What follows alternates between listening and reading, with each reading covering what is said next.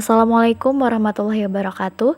Perkenalkan, nama saya Aitia Vinaharani, NPM 1911030100.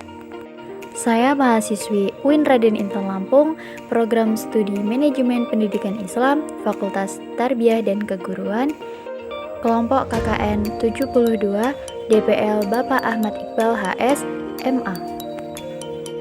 Penguatan moderasi beragama tengah menjadi salah satu program prioritas pemerintah Indonesia. Di masyarakat muncul salah satu paham tentang konsep moderasi beragama. Tidak sedikit masyarakat yang beranggapan bahwa seseorang yang bersikap moderat berarti tidak teguh pendiriannya dan tidak bersungguh-sungguh dalam mengamalkan ajaran agamanya. Banyak juga yang menganggap konsep ini berarti moderasi agama. Benarkah demikian?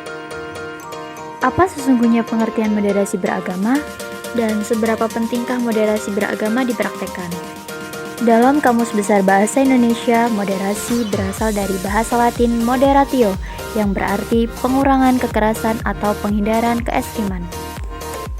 Moderasi beragama dapat didefinisikan sebagai cara pandang, sikap, dan praktik beragama yang memiliki prinsip adil dan berimbang, guna membangun kemaslahatan umum.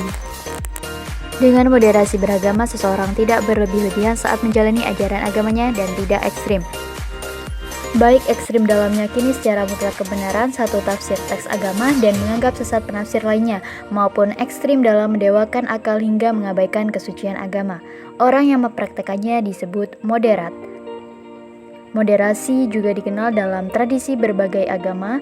Dalam tradisi Islam dikenal sebagai konsep wasatiyah, dalam tradisi Kristen disebut sebagai konsep golden mean, dalam tradisi agama Buddha sebagai majjhima matippada, dalam tradisi agama Hindu sebagai madhyamika, dan dalam konsep Konghucu sebagai konsep zongyong. Semua istilah dalam agama itu mengacu pada satu titik makna yang sama, yaitu bahwa pemilih jalan tengah di antara dua bentuk ekstrim dan tidak berlebih-lebihan merupakan sikap beragama yang paling ideal. Lalu, samakah moderasi beragama dan moderasi agama? Jawabannya, tentulah tidak sama. Agama itu tidak perlu dimoderasi karena agama itu sendiri telah sempurna, mengajarkan keadilan serta keseimbangan. Jadi bukan agama yang harus dimoderasi, melainkan cara penganut agama dalam menjalankan agamanya itulah yang harus dimoderasi. Tidak ada agama yang mengajarkan ekstremitas, tapi tidak ada sedikit orang yang menjalankan ajaran agama berubah menjadi ekstrim. Benarkah menjadi moderat berarti tidak bersungguh-sungguh dalam menjalankan ajaran agama? Pernyataan tersebut tentu tidak tepat. Seseorang yang moderat juga harus memiliki pendirian teguh dan semangat beragama yang tinggi.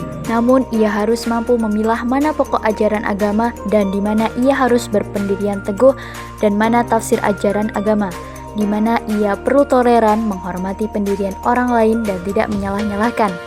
Kemudian, seberapa pentingkah moderasi beragama?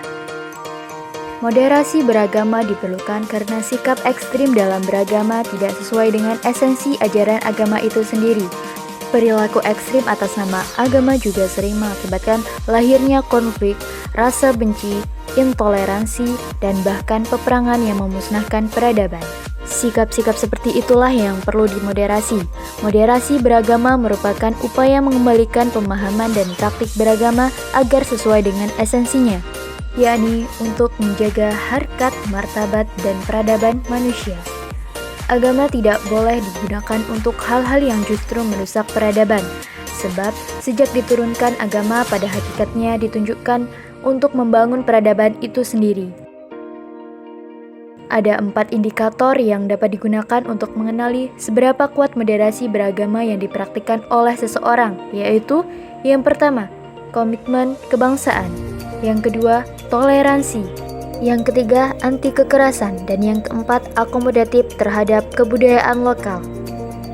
Menyadari pentingnya moderasi beragama, penguatan moderasi beragama telah menjadi salah satu program prioritas nasional yang menjadi bagian dari revolusi mental dan pembangunan kebudayaan dalam Rencana Pembangunan Jangka Menengah Nasional atau RPJMN tahun 2020 hingga 2024.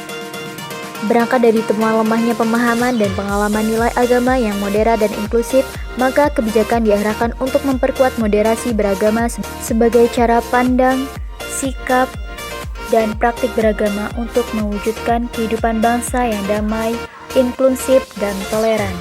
Moderasi beragama harus dipahami sebagai komitmen bersama untuk menjaga keseimbangan di mana setiap warga masyarakat, apapun suku, etnis, budaya, agama, jenis kelamin, pilihan politiknya harus mau saling mendengarkan satu sama lain.